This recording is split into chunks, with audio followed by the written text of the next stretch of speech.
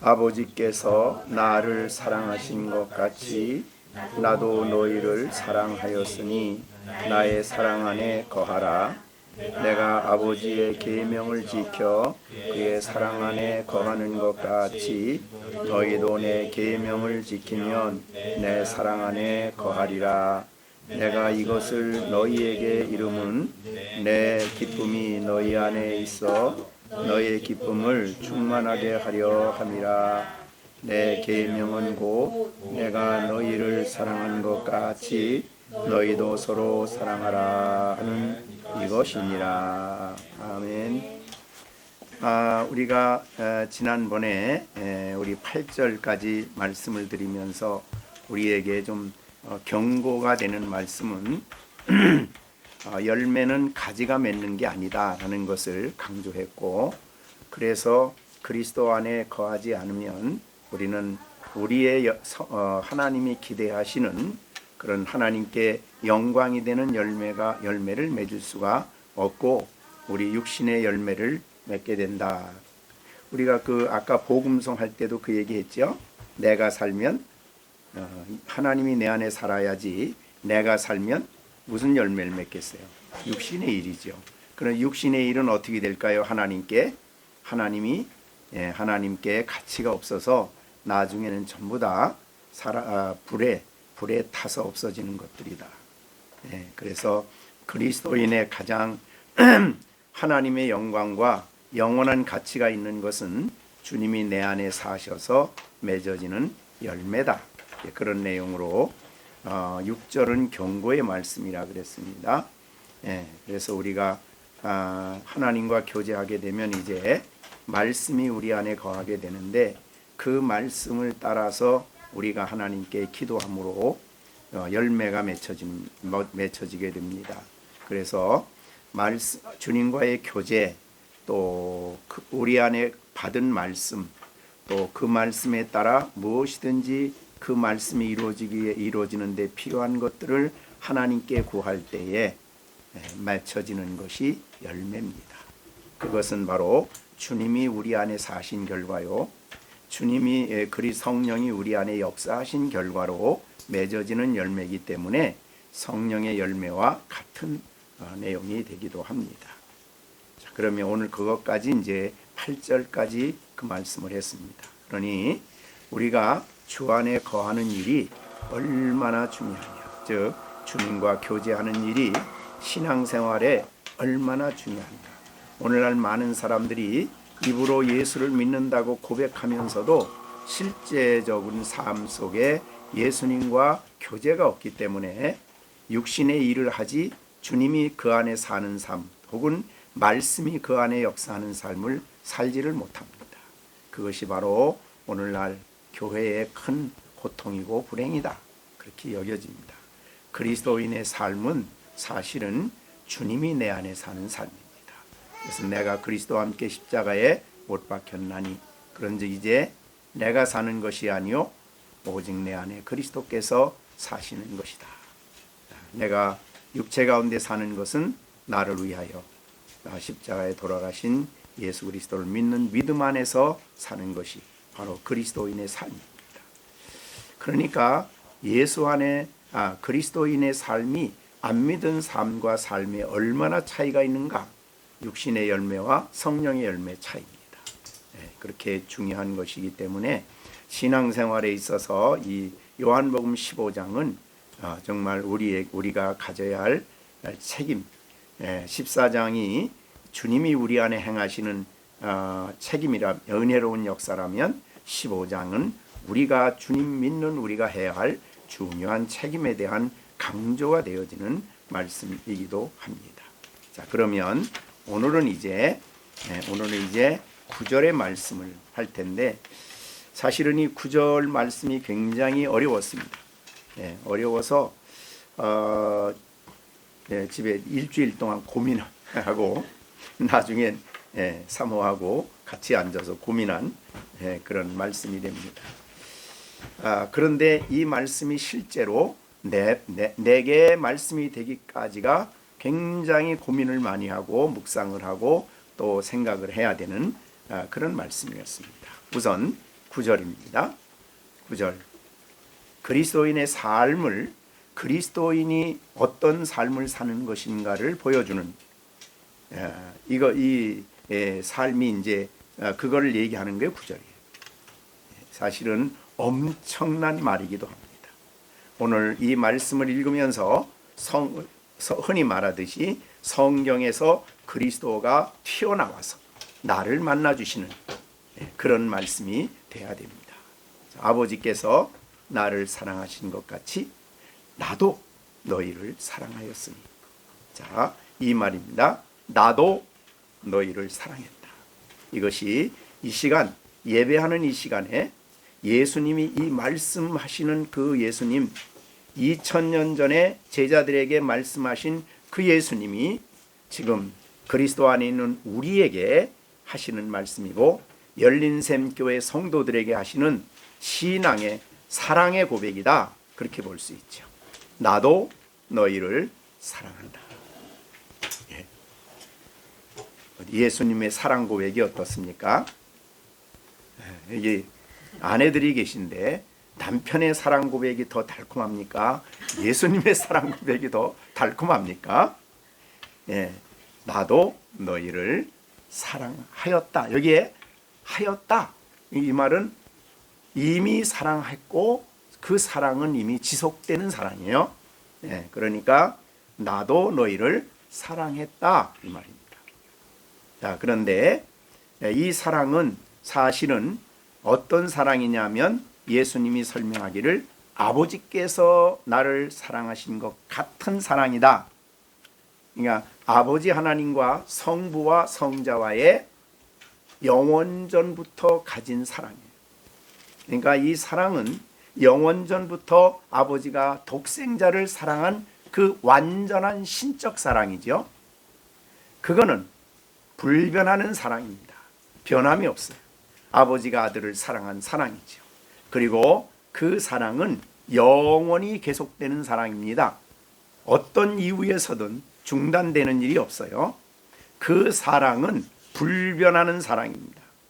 그 사랑은 이 세상에 어떤 말로도 그 완전한 사랑을 묘사할 수가 없는 사랑이에요. 그러니까 이거는 우리가 말로 표현하기 어려운 사랑이고, 다만 우리가 정말 느껴야 되는 사랑이죠. 아버지가 나를 사랑한다. 성부가 성자를 사랑하시는 그 완전한 사랑으로 오늘 이 시간에 예수님께서 그리스도 안에 있는 우리 열린샘교회 성도들의 이름을 부르면서 내가 너희를 사랑한다라고 얘기하시는 거예요. 근데 이 사랑은 그냥 공허한 사랑이 아닙니다. 이 사랑은 완전한 사랑이고 우리가 다 이해 못할 수 있는 그런 사랑입니다. 예수님은 이 사랑 안에 있었기 때문에 기뻤습니다. 예수님은 이 사랑 안에 있었기 때문에 이 땅에 머리 둘 곳이 하늘에 없이 사시면서도 부족함이 없었습니다. 그죠? 예수님은 하늘에 위대한 모든 영광을 누리던 분이 모든 것을 다 비우고 이 땅에 왔지만, 그리고 이 땅에서 가장 가난한 그런 삶을 사셨지만 도무지 불평이나 불만이 없었습니다. 왜요? 이 아버지의 사랑이 자신에게 계속되고 있음을 알았기 때문입니다. 예수님이 공생애를 시작할 때에 이미 사랑하신 아버지시지만 다시 한번 예수님에게 담대한 용기와 위로를 주시기 위해서 세례받으신 후에 하늘에서 하나님이 말씀하십니다. 너는 내 사랑하는 아들이라. 내가 너를 기뻐하노라 하시니라. 예수님은 공생애가 아무리 힘들고 공생애 가는 길이 아무리 어려워도 조금치도 불안하지 않았습니다. 왜? 아버지의 이 사랑이 자기에게 있었기 때문이고, 이 사랑은 흔히 세상 사람들이 말하는 말뿐인 사랑이 아닙니다. 이 사랑은 아버지 하나님이 아들을 사랑하신 사랑이고 완전한 사랑이고 모든 것을 이룰 수 있는 그런 놀라운 사랑입니다. 또 예수님께서 이제 십자가를 바라보시기 전에 십자가를 제자들에게 죽으실 것에 대해서 명확하게 제자들에게 말씀하신 그 때가 되었습니다. 신앙 고백을 가리샤 빌립보에서 신앙 고백을 하신 후에 너희가 나를 누구라 하느냐? 주는 그리스도의 살아계신 하나님의 아들입니다라고 말할 때 예수님은 내가 예루살렘에서 죽게 될 것이고 그리고 부활할 것이다라는 얘기를 하십니다. 그리고 난 다음에 바로 십자가를 향해 가시기 전에 예수님은 변화산에서 기도를 시작하십니다.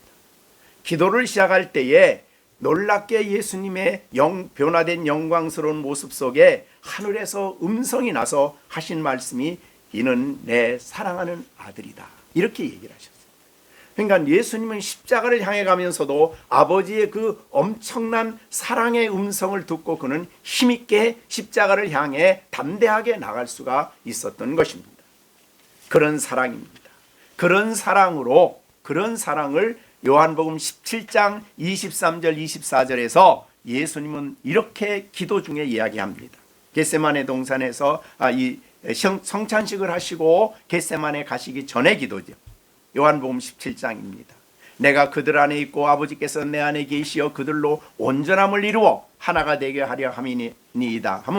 하려 함은 아버지께서 나를 보내신 것과 또 나를 사랑하신 것 같이 그들도 사랑하신 것을 온 세상으로 알게 하려 합니다. 그러니까 예수님은 이 성찬식을 마치시고 겟세마네 동산에 가시기 전에 제자들을 위해서 대제사장으로 기도하시면서 그 아버지께서 나를 사랑하신 것과 똑같이 여기에 있는 이들을 아버지께서 사랑하십니다. 이 말을 한 거예요. 24절에서도 아버지여 내게 주신 자도 나 있는 곳에 있고 나와 함께 있어 아버지께서 창세전부터 나를 사랑하심으로 나에게 주신 나의 영광을 그들로 보게 하시기를 원합니다. 그러니까 예수님은 아버지께서 창세전부터 사랑하신 사랑이에요. 이 놀라운 사랑을 제자들에게 얘기하신 거예요. 그것이 변화산에서 이루어진 사건입니다. 그러니까 예수님의 전 생애를 주관하고 전 생애를 이끌었던 것은 아버지가 나를 사랑하신다는 거예요. 그 힘으로 또 사랑하신 말만이 아니라 말뿐인 사랑이 아니라 그 사랑 때문에 아버지는 아들이 그 십자가의 길을 가시는 모든 과정을 감당하게 하신 겁니다. 그 위대한 사랑이 역사를 하신 거죠. 그렇듯이 예수님은 동일한 사랑으로 오늘 여러분들을 사랑한다고 얘기를 하는 것입니다. 그죠? 아버지가 나를 사랑하신 것 같이 나도 동일한 그 사랑으로 너희를 사랑한다 라고 얘기하신 거예요. 어떻습니까? 네, 정진우 집사님 이 사랑의 음성을 듣고 어땠습니까? 이게 그냥 귀로만 듣고 끝나면 안 돼요. 내 마음에 내려와서 그게 내게 엄청난 감동이 돼야 이 예배 시간에 정말 은혜를 받는 거예요. 네. 그러니까 우리가 글로만 설교자의 그냥 말로만 하지 말고 아까 말한 대로 설교라는 것은 하나님이 말씀하신 그 말씀이 이 시간에 주님이 성경에서 나오셔가지고 그 말을 가지고 이 시간에 여러분에게 동일한 말씀을 하시는 거예요.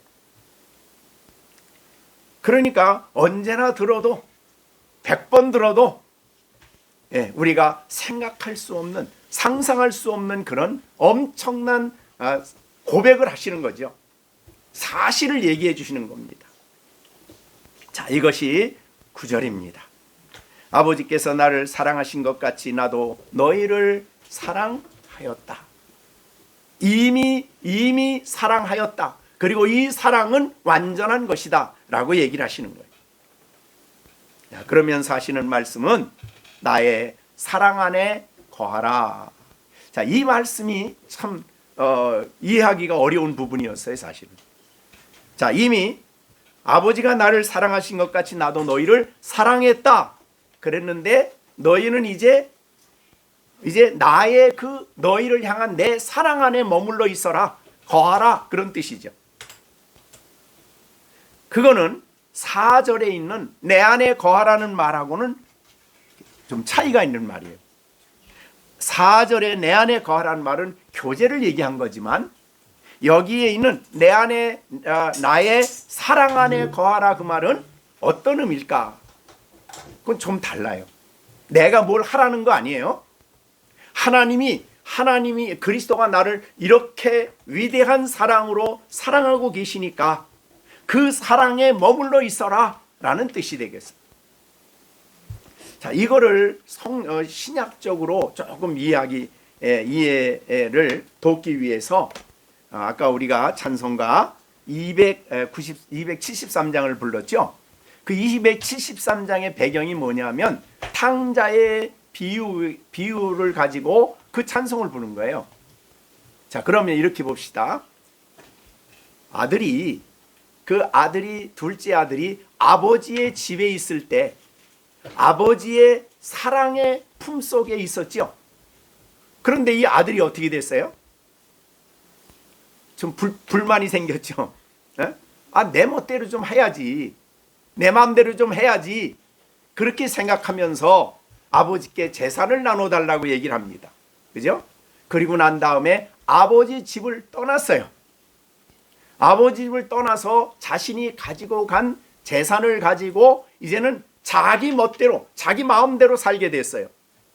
자, 어떤 차이가 있습니까? 집에 있을 때는 아버지의 통제와 아버지의 가르침 속에 살아야 됐는데, 그렇지만 그 삶이 사실은 복된 건데 그 복인 줄 모르는 거죠. 네? 그 아버지의 사랑이라는 그늘 속에 사는 것이 얼마나 복 있는가를 몰라요. 늘 그 안에 살았기 때문에. 그런데 이제 떠났어요. 재산을 가지고 떠나서 허랑방탕했다고 그랬어요. 멀리 가서 허랑방탕한 게 뭡니까? 아버지의 영향 없는 데서 자기가 자기 인생의 주인이 되어서 가지고 있는 물질을 낭비하고 생을 낭비하고 시간을 낭비하며 막 사는 거죠. 허랑방탕한 거예요. 그리고 나중에 방탕하다 보니까 있는 재산도 다 떨어지고 이제 먹고 살기가 어렵게 생겼어요. 그래서 어디 가서 좀 얻어먹고 살까 하다가 돼지를 기르는 집에 가서 거기서 이제 사는데 너무 가뭄이 많이 들어가지고 돼지의 주염 열매도 마음대로 먹을 수가 없는 상황이 돼버렸어요. 죽을 지경이 된 거죠. 그때 그가 생각한 게 뭡니까? 아버지의 품속에 있는 것이 훨씬 좋다는 것을 그때 알게 되죠. 그래서 그가 뉘우치게 됩니다. 야, 내가 여기서 굶어 죽는 것보다 아버지 집에 가서 아버지의 아들이란 말은 감히 말도 못하고 그냥 종으로 살면서라도 거기서 사는 게 좋겠다라고 생각하고 일어나서 자기 집으로 간 거예요. 그런데 집을 떠났을 때에 아버지가 아들을 사랑하지 않았나요? 사랑하지 않았나요? 아버지가 그 사랑 때문에 마음이 아팠지. 아들 때문에 슬퍼하고 있지. 아들 때문에 걱정하고 있죠. 그러나 그것은 사랑의 표현이죠. 사랑 때문에 그런 겁니다. 그런데 이제 그 아들이 돌아왔어요. 기다리고 있었어요. 우리가 흔히 말하는 대로 아들이 먼저 아버지를 발견한 게 아니고 아버지가 먼저 아들을 발견했다는 말은 뭡니까? 언제 오나 문을 항상 열어놓고 아들이 올 그 자리를, 그 길을 언제나 바라보고 기다리고 있었던 게 아들에 대한 아버지의 사랑이었죠. 자, 그래서 돌아왔어요. 돌아왔는데 아버지가 뭘 합니까? 끌어안고 내 아들이다. 그러면서 목욕을 시키고 그 다음에 옷을 꺼내다가 옷을 입히고 손가락질을 끼우고, 그거 옷을 입히고 가락지를 끼웠다는 것은 아들의 신분을 회복시켜 주었다 그 말이죠. 근데 아들이 생각할 때는 그렇게 아들을 노릇을 할 만한 그릇이 아니야. 그래서 나는 아버지의 아들이라 부름을 감당할 수 없고 종의 하나로 나를 여겨주십시오 라고 얘기를 했는데, 아버지는 아들의 신분을 회복시켜 주시고 그걸로 끝나지 않고 뭐예요? 잔치를 베풀어. 그래가지고 막 음식을 막 차려놓고 동네 사람들을 모아놓고 막 그냥 잔치를 베풀어줘요. 너무너무 기뻐서. 그래서 아버지의 기쁨이야. 아버지의 기쁨. 누가복음 17장에 나오는 탕자의 비유는 아들을 위한 아버지의 기쁨이었어요. 자, 그런 기쁨이 넘치는 가운데 있었어요. 근데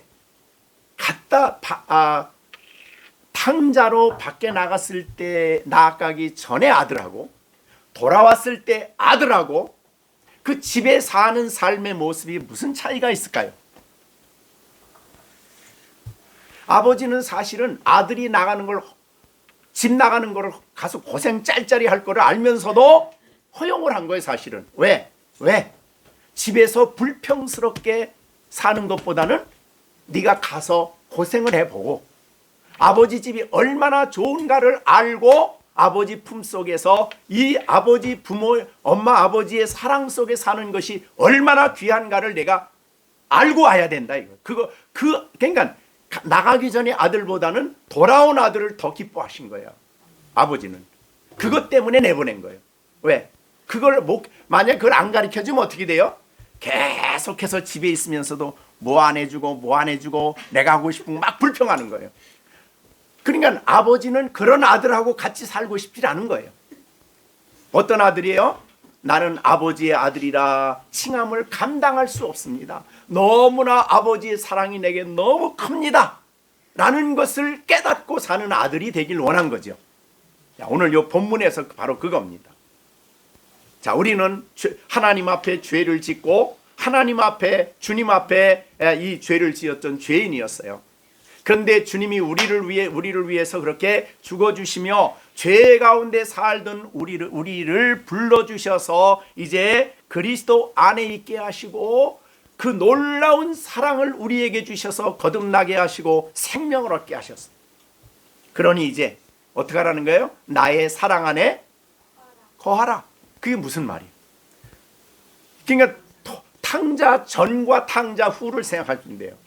전의 탕자가 아니라 후의 탕자로서 내가 이렇게 너희를 사랑하고 있다는 그 사랑의 집, 사랑의 나라에서 내가 그 안에 거하라. 이런 말을 하시는 거예요. 이게 탕자를 보고 이걸 이해하고 나니까 이제 그게 본문이 이해가 조금 되는 거예요. 그냥 내 안에 거하라 그러지 않아요.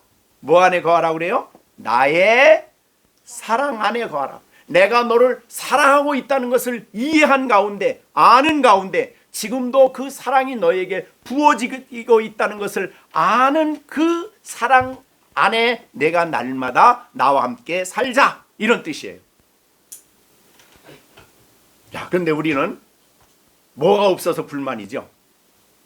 뭘 못해서 불만이고, 뭐가 하나님 앞에 뭘 안 줘서 불만이고, 내가 원하는 걸 이루지 못해서 불만이고, 막 불만으로 가득 차 있어. 그건 아직도 어디 안에 있는 거예요? 탕자? 집에 있는 탕자, 불평이 있는 탕자, 불만 있는 탕자, 막 입이 막 나 이만큼 불어 있어가지고 늘 불평이 가득해. 그런 아들을 원치 않는 거예요, 하나님이.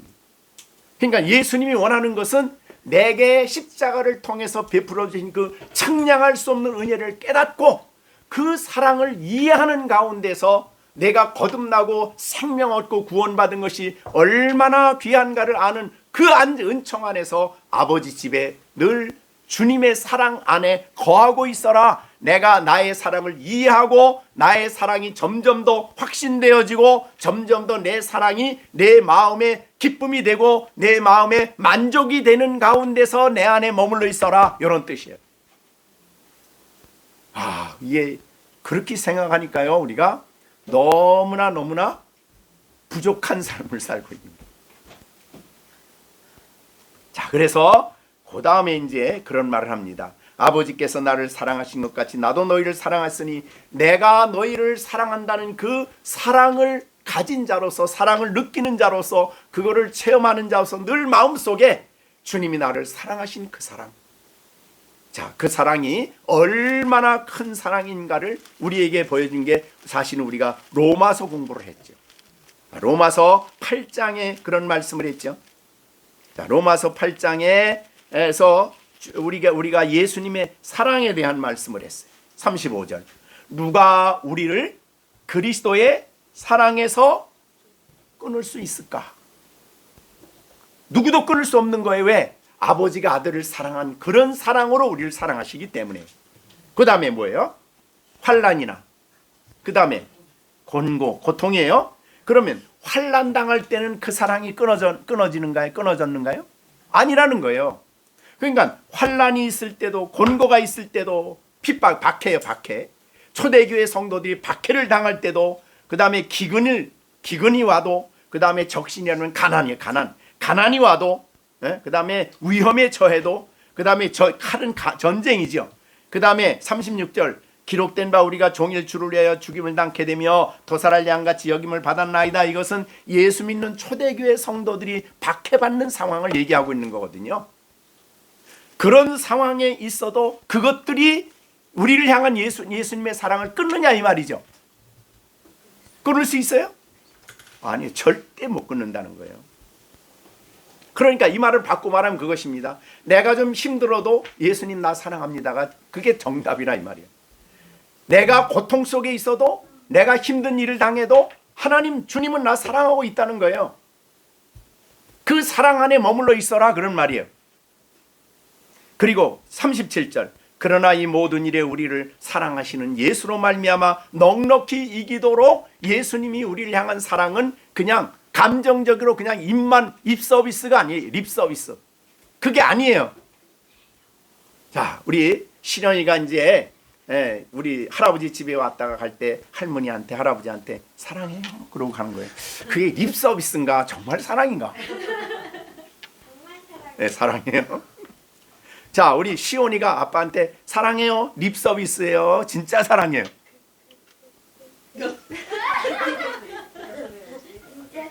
진짜 사랑이에요? 예. 진짜 사랑이라면 어떤 상황이 벌어지냐면요, 그 진짜 사랑이 어떤 것이냐는 것을 보여주는 게 10절이에요. 립 서비스가 아니라 진짜 사랑이에요. 자, 10절, 내가 아버지의 계명을 지켜 그의 사랑 안에 거하는 것 같이 너희도 내 계명을 지키면 내 사랑 안에 머물. 그러니까 예수님은 하나님 아버지를 사랑할 때 립 서비스 안 했어요? 뭐 했어요? 계명들. 여기 우리는 단어가 마치 단수같이 되어 있는데 10절은 단수가 아니에요. 복수예요. 계명들, 그 말은 하나님 말씀들, 그 말은. 그리고 이 12절에 나오는 계명은 단수예요. 그러니까 이따 그건 설명을 할 테니까 12절의 계명과 앞에 나오는 10절의 계명은 다른 겁니다. 그러니까 10절에 있는 예수님이 아버지를 립서비스 안 하고 진정으로 사랑하는 표현이 뭐예요? 사랑하는 표현이 아버지의 말씀을 순종하는 일이었어요. 아버지의 말씀을, 아버지의 뜻을 잘 이해하고 순종하는 거예요. 그게 바로 10절이거든요. 그래서 너희도 나에 대한 사랑이, 내가 주님의 사랑 안에 거하고 있다, 내가 이런 주님을 사랑한다는 말이 립서비스가 안 되려면 어떻게 해요? 당연히 예수님의 뜻을 이해하고 예수님의 뜻을 순종하려고 하고 주의 말씀들을 순종해 살아감으로써 내 사랑을 구체적으로, 하나님이 나를 사랑하는 것을 내가 표현하는 거예요. 내가 나를 사랑하는데 그 사랑을 받는 나로서 하나님을, 주님을 사랑합니다 라는 것을 구체적으로 표현하는 것입니다. 자, 그러면 우리 시온이 아빠한테 사랑합니다 그러면 뭘 가지고 사랑하는 거 표현해야 돼요?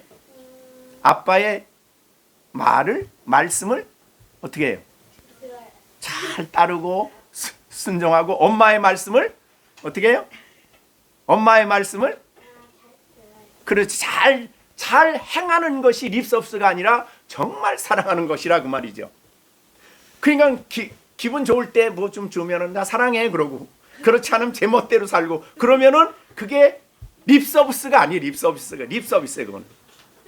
자, 그러면 여기 10절에 있는 말이 그거거든요. 내가 아버지의 계명을 지킴으로써 그의 사랑 안에 머물러 있었다. 그 말은 그의 사랑을 받아들이고 아버지의 사랑을 기뻐하고 즐거워하는 사람이 되었다, 그런 뜻입니다. 그 다음에 너희도 내 계명들을 지키면, 그 말은 주님의 말씀을 잘 깨닫고 주님의 뜻을 순종하고 하나님의 뜻, 주님의 뜻 가운데 살아가는 삶을 열심히 살아가려고 해요. 왜? 사랑하기 때문에. 그게 사랑의 표현이라 이 말이에요. 그러니까 사랑 안에 거하는 것은, 내 사랑 안에 거한다는 것은 내 계명을 지키지 않으면 내 사랑에 거하지 않는다, 이런 뜻이 아니라 그리스도의 사랑 안에 거하는 삶의 표현이 지속적으로 표현하는 것이 바로 그의 계명을 지키는 거다. 이런 뜻이에요. 그냥 읽으면 그냥 지나가는데 이 말씀을 깨닫고 너무너무 은혜가 되는 거예요. 자, 이제 보세요. 탕자가 밖에 나갔다 집에 들어왔어. 아버지의 그 엄청난 사랑 안에 거하는 거 아니에요. 그 안에 거하려면 어떻게 돼? 이제 옛날 나갈 때 가졌던 그런 불평의 마음과 불순종의 마음과 내 멋대로 하는 걸 그대로 가지고 있어요? 그럼 안 되죠. 그 사랑 안에 거하는 게 아니죠. 사랑 안에 거한다는 말은 이제 탕자가 돌아와서 그 큰 주님의 사랑에 너무너무 감격해서 그 뜻을 어떻게든지 이제 아들이라 칭함도 감당을 못할 정도야. 그래서 종이라고 생각할 정도로 생각하고 주님의 말씀을 아버지의 말씀을 잘 따르는 거, 그게 바로 사랑 안에 거하는 삶이다. 또 아버지의 사랑 안에 거하는 삶이고, 우리는 예수님 안에, 예수님의 사랑 안에 날마다 거하는 삶이에요. 자, 그걸 우리에게 얘기해 주시는 거예요. 그러니까 내가 어떤 일을 행하면 예수님 사랑하고 행하지 않으면 안 사랑하고 그 문제를 얘기하는 거 아니에요. 자, 이해가 좀 되십니까? 그래서 그 부분을 탕자의 비유를 가지고 말씀을 드렸어요. 그래서 이건 조건, 내가 요만큼 10가지 법을 행하면 10번 사랑하는 거고, 그렇지 않으면 사랑하지 않는 거다? 그거 아니라 이 말이죠. 그 놀라운 사랑 안에 거하는 방식이 아버지의 주님의 뜻을 기뻐하고 순종하는 것이다. 그게 삶의 형태예요. 이제 아시겠죠? 네. 그러니까 이제 그리스도인들에게는 억지로 너 천국 가기 위해서 율법을 해, 이거 아니에요. 이제는 나에게 사랑을 입혀주셨고, 내가 아버지께로 주님께로 돌아왔고, 주님 안에 살고 있기 때문에 너무나 너무나 기쁘고 감사해서 어떻게 하면 주님을 기쁘시게 할까, 이게 삶의 목표가 돼버렸어요. 그러다 보니까 주님의 계명을 순종. 그래서 주님의 사랑 안에 계속 머물러 있는 삶이 바로 그런 의미에서 내 계명을 순종하는 것이다. 이렇게 이해를 하셔야 본문에 대한 바른 이해가 되는 거예요. 자, 그래서 여기에 이제 10절에 얘기를 한 것입니다. 내가 아버지의 계명을 지켜 그의 사랑 안에 거하는 것 같이, 그는 나의 아버지의 사랑에 머물러 있는 나의 삶 전체의 삶의 패턴이, 삶의 목표라는 거, 삶 자체가 아버지의 뜻을 발견하고 그 뜻에 기쁘게 순종하는, 그것이 아버지의 사랑 안에 거하는 삶이에요. 그래서 사실은 아버지의 뜻이, 인류를 구원하는 것이 아버지의 뜻이었기 때문에 예수님이 이 땅에 구속자로 오시는 것이 억지로 막 떠밀어서 온 게 아니에요. 어쩔 수 없이 온 게 또 아니고 예수님이 기뻐서 순종해서 이 땅에 오신 거예요. 왜? 아버지를 사랑하기 때문에. 아버지 사랑 안에 있기 때문에. 자, 우리도 이와 같이 너희도 내 계명을 지키면, 그 말은 우리 제 계명 지키면 뭐 어떻게 돼요? 내 사랑 안에 지속적으로 거하는 삶이다. 그게 나를 사랑을 받고 그 사랑을 이해하고 그 사랑을 가진 사람으로 주님을 사랑하는 방식이다. 이렇게 이해를 한 거예요. 그러니까 그리스도인의 삶은 사실은 한마디로 요약하는 말이기도 해요. 우리의 신앙인의 삶은요, 하나님의 사랑을 받아들이고 그 사랑 안에 사는 삶이 그리스도인의 삶이에요. 그런 이제 삶을 오늘 이제 얘기하신 거예요. 자, 그 다음에 11절에 그렇게 살면은 어떻게 되느냐? 11절, 내가 너에게 이것을 이루어 주면, 그러니까 내 사랑 안에 거하라 이 말을 말하고 내 계명을 지키라는 이 말을 한 것은 11절, 너희에게 이름은 내 기쁨이 너희 안에 있어 너희 기쁨을 충만케 하리 함이라. 이것도 이제 열매예요. 그러니까 아까 처음에 얘기했죠. 예수님은 항상 기뻤어요. 자, 왜 기뻤어요? 예수님은 왜 기뻤어요? 아버지가 나를 사랑하신다는 것을 너무너무 신적 이해로 충분히 이해하고 있었기 때문에 그 사랑 하나면 됐어요. 그래서 그것이 자기의 기쁨이야. 아무리 이 땅이 어려워도 뭐 천국 계실 때는 말할 것도 없지만 자, 내 기쁨이 근데 우리 안에도 그 기쁨이 있기를 원한다 그랬어. 그러니까 우리 자 시온이는 이 예수님이 누리는 기쁨을 시온이는 가져야 돼요, 안 가져야 돼요? 누려야죠. 시준이는 이 기쁨이 있어야 돼요, 안 있어야 돼요? 있어야 돼요. 예, 이 기쁨이 그러니까 예수님이 아버지의 사랑 때문에 기뻐하는 그 기쁨이 시준이 마음속에도 있어야 되고 시온이 마음속에도 있어야 되고 시령이 마음속에도 있어야 된다 그 말이죠. 자, 그것이 이제 11절이에요. 내가 이것을 너희 이름은 내 기쁨이 너희 안에 있어 너의 기쁨을 충만하게 하려 함이라. 자, 보시면 자, 우리가 자, 정시준 어느 때 제일 기뻐요? 어느 때 즐거워요? 저기 저 노는 동산에 가서 놀이동산 물속에 들어갈 때, 자 우리가 뭐 먹을 때 그것도 기쁠 수 있어요. 예, 그러니까 우리의 기쁨은 그런 기쁨은 일시적이에요, 제한적이에요. 그러니까 성도들이 누리는 이 기쁨이 즉 예수님이 아버지로 인한 기쁨이 우리가 예수의 사랑으로 인한 기쁨을 갖게 되면 다른 것은 좀 부족해도 예수님의 기쁨이 충만하기 때문에 더 이상 바랄 게 없다고 말이죠. 자, 여기에 컵이 있죠. 여기 보니까 물이 조금 있어요, 많이 있어요? 넘쳐요? 컵이 넘치죠. 넘치는 데는 물이 조금 들어오기를 바라고 있어요. 근데 물이 가득 차면은 들어올 게 필요 없죠. 다른 건 없어도 부족하질 않아요. 넘쳐요. 그러니까 예수님의 하나님으로 인한 이 기쁨, 그 사랑으로 인한 기쁨 안에서 살아가는 삶은 다른 게 좀 부족해도 그것 때문에 불만하지 않고 주님이 내 안에 주는 이 충만한 기쁨이야. 그래서 우리의 삶 속에는 이 예수님으로 인한 기쁨이 넘치는 아주 넘치는 그런 삶을 살아야 합니다. 자, 우리 디모데전서 1장에 보면 1장 14절에 보면 그런 말이 있어요. 우리 주의 은혜가 그리스도 예수 안에 있는 믿음과 사랑과 함께 넘치도록, 그러니까 하나님의 은혜가 우리에게 오면 두 가지가 넘치도록 같이 와요. 뭐냐면 사랑이, 두 번째는 믿음이 넘치도록 풍성하게 온다 이 말이죠. 자, 이것이 은혜가 우리 안에 임할 때 나타나는 모습들이에요.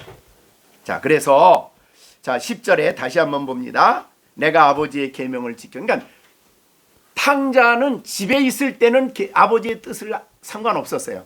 여전히 자기 마음대로. 탕자가 집을 나갈 때도 여전히 자기 마음대로 살았어요.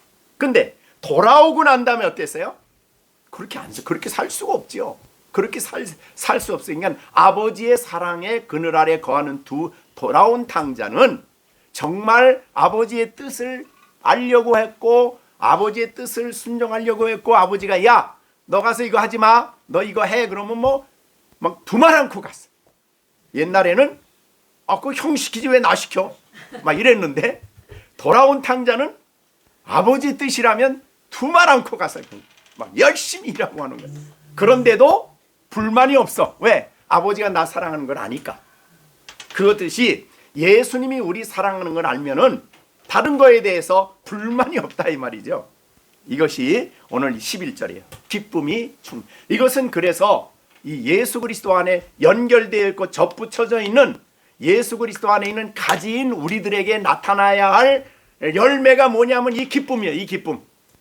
그러니까 예수 안에 가지로서 살아가는 예수님으로부터 오는 은혜를 공급받으며 살아가는 시온이는 항상 얼굴이 어때요? 뭐가 넘쳐야 돼요? 기쁨이 있고. 시준이도 뭐가 있어야 돼요?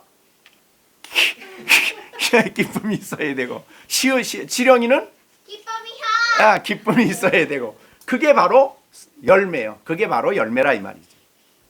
하나님의 사랑으로 만족하고 하나님의 사랑으로 만족하고 기뻐하는 것이 오늘 성경이 말하는 성도가 가져야 할 열매. 이 열매, 포도 열매. 하나님이 기뻐하는 열매죠. 열매가 풍성한 사람은 언제나 보아도 뭐가 있어요? 그 마음에 기쁨이 있고 평안이 있고 만족이 있고, 예, 아버지 어떻게 하면 아버지 뜻을 기쁘게 할까? 어떻게 하면 하나님이 원하시는 일을 할까? 막 이런 생각 속에 살아간다 그 말이죠. 그것이 바로 성도가 가지는 열매. 그런 사람의 모습은 어디에서나 어떤 자리에서나 저 사람은 하나님이 함께하는 사람이구나. 하나님의 사랑 속에 사는 사람이구나. 그래서 열매가 되어서 다른 사람에게 그리스도의 향기를 드러내게 되는 거예요. 자, 그 다음에 12절입니다. 우리 12절 같이 읽겠습니다. 시작. 내 계명은 곧 내가 너희를 사랑한 것 같이 너희도 서로 사랑하라 하라. 예, 여기에 계명은 앞에 나오는 계명과 다르다 그랬어요. 앞에 나오는 계명은 내 계명이라고 말하는 10절의 계명은 계명들 복수예요. 그러니까 말씀들 그러는 게 더 성경에 가까워요. 그런데 여기에 내 계명은 뭐냐면 새 계명이에요. 새 계명. 그거는 교회 안에서, 그래서 여기에 보면은 지금 여기 예수님 앞에 이 말씀을 듣는 사람들이 누구예요? 몇 명? 제자 몇 명? 예? 왜 12명이 하나 빠졌는데? 예? 가론유다 빠졌으니까 11명이에요 지금. 자, 11명이 앉아있어요. 초대교회, 이게 처음 교회예요. 이 교회를 향해서 예수님 말하는 거예요. 내 계명은 내가 너희를 사랑한 것 같이 너희도 서로. 자, 우리 시령이하고 시온이하고 서로 뭐 해야 된다고요? 사랑해야 돼. 시준이하고 시령이하고 뭐 하라고? 사랑이. 네, 이게 교회예요. 자, 그 다음에 시온이하고 시준이하고 뭐 해요? 서로? 정시준. 예수님 뭐라고 그래요? 시준이하고 시온이하고 뭐 하라고? 네? 서로 사랑하라. 지금 예수님이 예배 시간에 시온이한테 얘기하는 거예요. 너 지난주 방학 아브라함 장막교회 말씀을 들을 때 뭐 하라 그랬어요? 그렇지, 주목하라 그랬잖아요. 뭘 말씀하는가? 근데 지금 주목했는데, 목사님한테 주목했는데 예수님이 말씀하기를 시온아, 너는 열린샘교회 성도인데 시준이를 사랑하라, 이렇게 얘기하시는 거예요. 알았어요? 네. 자, 그게 사랑하며 상대방을 기쁘게 해주는 거예요. 그죠? 네. 자, 다시 한번 보겠어요. 그래서 너희도 서로 사랑하라는 말은 교회 안에서의 사랑입니다. 이거는 우리가 일반적인 이웃 사랑을 말하는 게 아니에요. 교회 안에서. 그래서 이 사랑이 있게 되면 그 안에 교회 안에는 뭐가 이루어지냐면 평안이 이루어져요. 평화. 그래서 예수님이 성령의 열매를 3가지를 말씀하셨는데 맨 먼저 첫 번째 한 게 뭐죠? 사랑, 희락, 그렇죠, 화평. 3가지를 지금 대표적으로 여기 얘기를 하신 거예요. 그러면 우리가 자, 이 말씀을 들으면 예수님이 내가 너희를 사랑했을 때 예수님이 우리가 의로울 때 사랑한 거 아니죠. 우리가 부족할 때도 사랑했죠. 우리가 예수님의 그 사랑의 마음을 슬프게 할 때도 예수님 우리를 사랑했어요. 그게 사랑이에요. 변치 않는 사랑이에요. 그렇지. 내가 너희를 사랑한 것 같이 너희도 서로 뭐 하나? 이게 교회의 사랑입니다. 그 사랑이 있는 교회는 평안이 있게 돼요. 싸움이 없어요. 그러니까 우리 시준이하고 시온이하고 싸움이 있을까요? 예? 다툼이 있으면 이 교회는 안 되는 거예요. 교회는 서로 평안이 있어야 돼요. 그래서 평안이 바로 성령의 열매고 바로 이 예수 그리스도 안에 있는 성도의 열매다 그 말이죠. 자, 그래서 이제 12절은 사실은 교회 안에 참된 평안을 얘기해 주는 거예요. 평안을. 자, 우리가 예수님이 나 사랑한다는 것을 알고 그 사랑을 가지고 성도들이 서로 사랑하면 교회 안에는 평안이 있게 됩니다.